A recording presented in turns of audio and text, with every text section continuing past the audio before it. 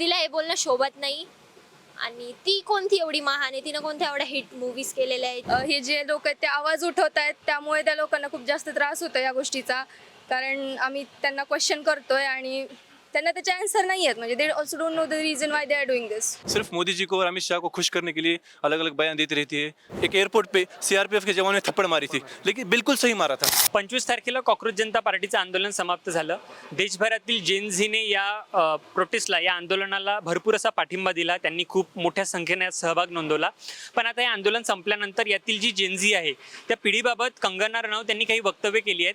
त्यांनी जेनझीला generation gutter असं संबोधलंय. सोबतच महिलांबाबतही त्यांनी काही वक्तव्य केलं आहेत. काही महिला इतक्या कुरूप मानसिकतेच्या आहेत की त्या गृहिणी होण्यास पात्र नाहीत. तसेच आजच्या मुलींचे स्वातंत्र्य म्हणजे केवळ ड्रग्ज, मद्यपान आणि पालकांच्या पैशांवर जगणे इतकंच आहे, असंही कंगना रनौत म्हटले आहेत. तर कंगना रनौत यांच्या याच वक्तव्याबाबत जेनझीला काय वाटतं जाणून घेऊया व्हिडिओच्या माध्यमातून. कंगना रनौत यांनी स्टेटमेंट केली की आजची जी जनरेशन आहे तर त्यांनी ती पर्टिक्युलर जनरेशनसाठी न करता जे प्रोटेस्टमध्ये होते, ज्यांनी खरोखर म्हणजे देशाला अब्यूज केलं, तिथे जाऊन काय घोषणा झाल्या तुम्ही सगळ्यांनी बघितलेलं आहे. आपण बघताना एखाद्या गोष्टीचं फक्त एक बाजू बघतो, एखादा कॉइन असला तर फक्त एक बाजू बघतो, पण त्याची दुसरी पण बाजू असते. माझं असं म्हणणं आहे की आपण एखाद्या जनरेशनलाच अख्ख्या डूम नाही म्हणू शकत. माझ्या आधी एका मित्राने सांगितलं की तो अख्ख्या जनरेशनला नाही म्हटलेली, जे पर्टिक्युलर प्रोटेस्टर होते त्यांना म्हटलेली. पण मी ह्याशी कम्प्लिटली डिसअग्री करते. कारण त्या मुली तिथे जे काही आत्ता सुसाईड्स वगैरे झालं होतं नीटच्यामुळे, त्यांच्यासाठी ते न्याय मागण्यासाठी तिथे गेले होते. जर ते ड्रग्सच्या आहारी किंवा कुठल्या व्यसनाच्या आहारी गेले असते, त्यांना जे काही घडलंय ह्या देशामध्ये त्याबद्दल त्यांना काही फरकच पडला नसता. ते त्याबद्दल तेवढे आपण म्हणू शकतो की त्या जागृतच नसते त्या गोष्टीबद्दल की आपल्या देशामध्ये हे सगळं घडतंय वगैरे वगैरे. तिचं हे म्हणणं खूप चुकीचं आहे. ती पण एक लेडीजच आहे, एक औरतच आहे ना. तिला हे बोलणं शोभत नाही आणि ती कोणती एवढी महान आहे, तिनं कोणत्या एवढ्या हिट मूवीज केलेल्या आहे जी ती बोलतीये की जेनझीज अशा नाही तशा नाही, नांदू नाही शकत, हे नाही करू शकत. ती कोणती नांदली? तिचं बी कोणतं करिअरले पीकवरती चालू आहे, ती पण तर तशीच आहे ना. आणि तिचं हे म्हणणं मला तर नाही आवडलं.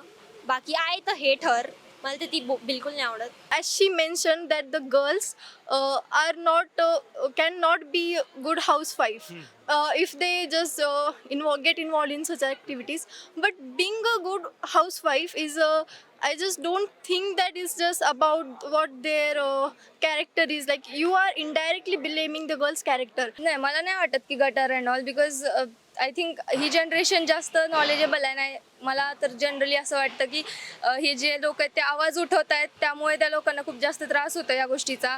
कारण आम्ही त्यांना क्वेश्चन करतोय आणि त्यांना त्याचे आन्सर नाही आहेत. म्हणजे they also don't know the reason why they are doing this. त्या हाऊसवाईफ बनण्याच्या लायक नाही आहेत, बापाच्या पैशांवरती उड्या मारतायत.